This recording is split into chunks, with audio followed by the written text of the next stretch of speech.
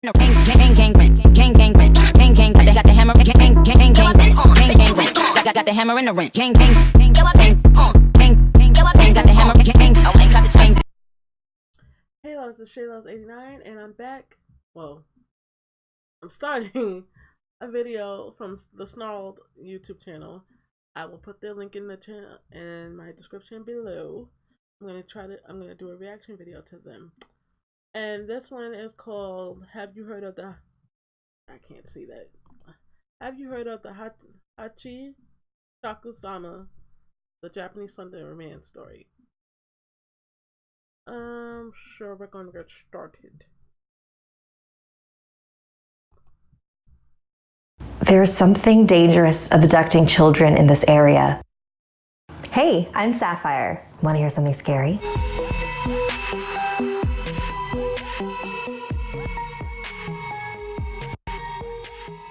You've heard of the Slender Man, but have you heard of the tall, slender woman? This next chapter is a Japanese urban legend called hachishakusama, which means 8 feet tall. My grandparents lived in a small village in Japan. Every summer, my parents would take me there on holiday to visit them. The last time I saw them was the summer when I was 8 years old. My grandparents were inside the house and I was playing by myself outside in the backyard. I heard a strange sound.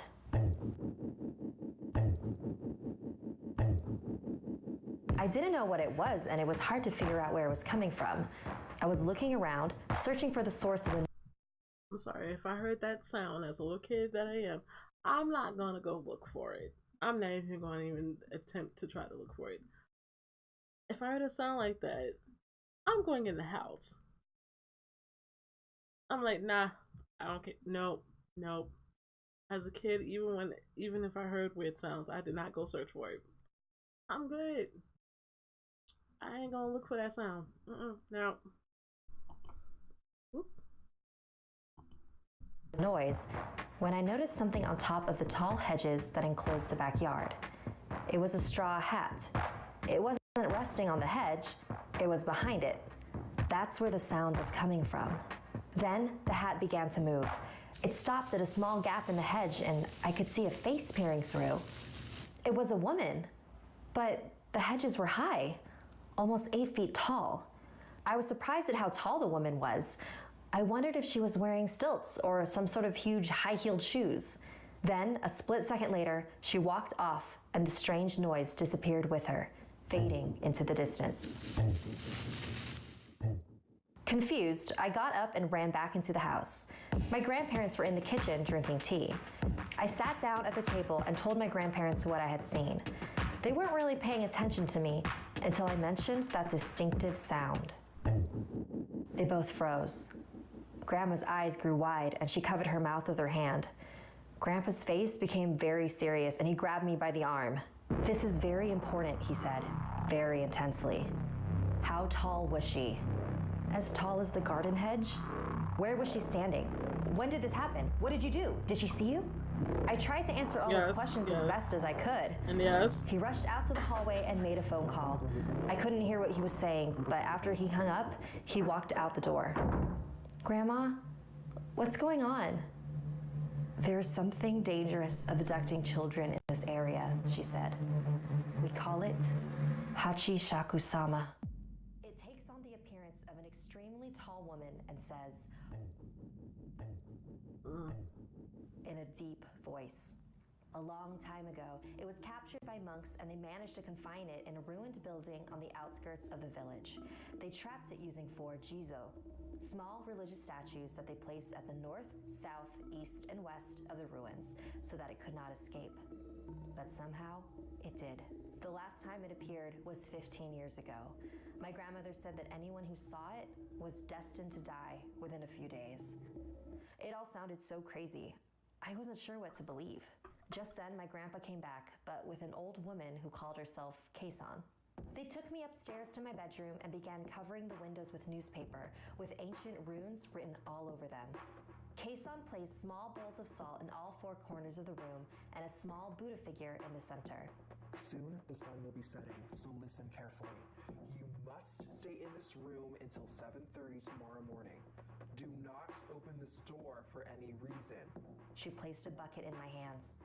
Not even to use the restroom. My grandparents and Kason left the room, and I locked the door after them. I couldn't believe what was happening. Was I really going to die in a few days? I turned on the TV to try to take my mind off everything and eventually fell asleep. I was awakened around 1 a.m. by a tapping sound on the window. It's probably just a tree or something, I told myself.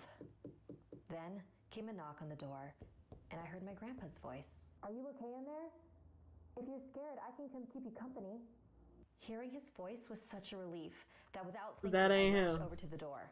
That ain't him. Something didn't feel right. Nope, that ain't him. Of salt in the room. All 4 of them had turned black. And then I heard the sound again. The tapping on the window continued. I knelt in front of the Buddha and began to pray. I was so terrified and caught up in my chanting that I didn't realize the sounds had stopped. I checked my watch. It was 7:30 a.m. Carefully, I opened the door and ran to my grandparents. We all got in a van and headed straight for the airport. Apparently, there were others who had escaped the grasp of hachishakusama as long as they never stepped foot in Japan again. So 2 years ago, when my grandpa got sick, he refused to let me visit him. He even left strict instructions in his will to not let me attend his funeral.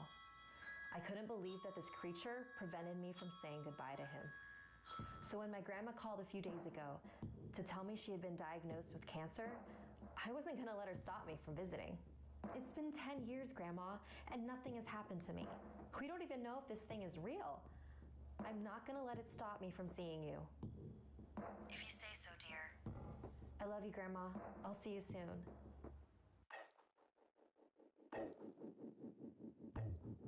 Yeah, hang up the phone. Like this video if it gave you the chills. And don't forget to subscribe to Snarled and our sister channels, Hissy Fit and Slay Tricks. If you or anyone you know have any unique paranormal experiences, message me.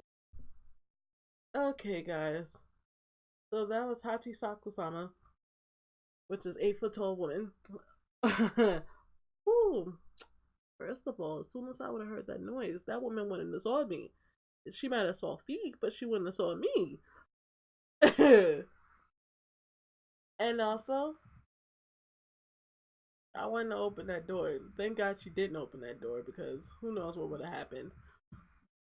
And